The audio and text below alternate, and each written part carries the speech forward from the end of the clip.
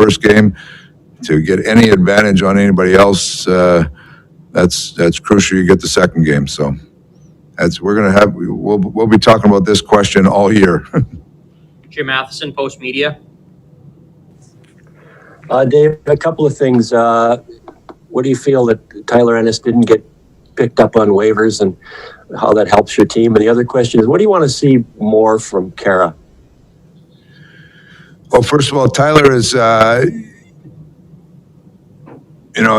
we're looking for flexibility in our lineup. You got guys going back and forth to the taxi squad. So that was, Tyler has come in, hasn't played probably as well as he played for us last spring.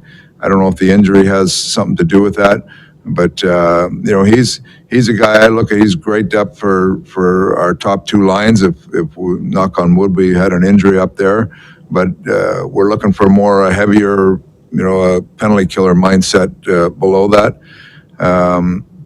Kara, we need him to be a strong, powerful centerman that good penalty killer and can drag, play the game in the offensive zone with some heavy minutes around the net, heavy cycles, stuff like that they can really pin a group in there and wear a team down. So he's, I give him credit. He came out of the lineup and he's been a very hard working guy, great attitude. So Shore came down a couple of games. We'll put JJ in and hopefully his game will elevate. Can I ask you one more here? Wayne Gretzky's 60th birthday today. What do you remember about playing against him? I hated it. I'd chase him around all the time. Couldn't figure out where he's going, but all of a sudden I'd turn away thinking the puck wasn't going there, and then it was on his stick. So the memories of chasing him around and me chasing him around and then the rest of the Oilers chasing me around because I was chasing him around weren't good memories. Kelly Moore, CJOB. Hey, Dave, by this time, I'm guessing you would have had some interesting conversations with your goaltending coach about how to use Mikko and Mike. How different have those conversations been, especially going forward, maybe when the schedule gets a little busier with the not playing every other night, but you've got some compact games coming up there? Well, the talks have been easy so far. There hasn't been any. There's no. Koski's the guy, and we're going with him. But you're right. As the schedule tightens up here, we have to recognize exactly where he's at. We have to get him enough rest, make sure his energy is at the best levels possible to keep him going here. But so far, so good. He's played pretty well. So we'll keep going.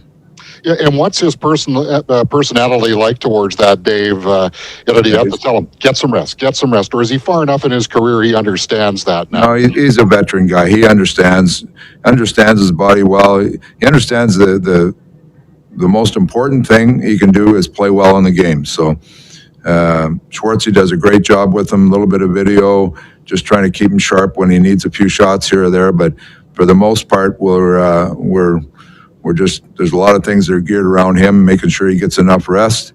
And, we got to keep him playing well. Last question, Jim Matheson, Post Media. We're just going to get back to Tyler Ennis. Is Tyler in one of those, on the fence kind of players? He doesn't kill penalties and he's not on the power play. So it's tough for players like that. We've used him a little bit on that second power play, but you got a similar player as Tyler in Dominic Cahoon, who is a little bit bigger than Tyler, but they play a very similar game. They complement good, top players, and we had him with Turris and Jesse a little bit.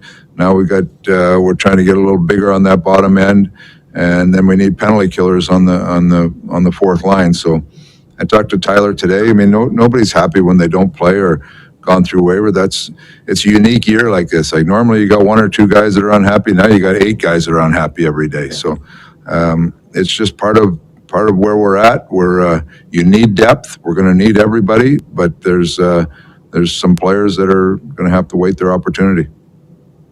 And Kassian's case, Turris kills penalties and Neal's on the power play. So Kassian kind of gets left out of the mix as well, if he's going to be on that line. Cass does a lot of things, though. Cass has a presence in the game. You know, so you have to remember that too. He's got size and presence in the game. Thank you. This concludes Dave Tippett's media availability.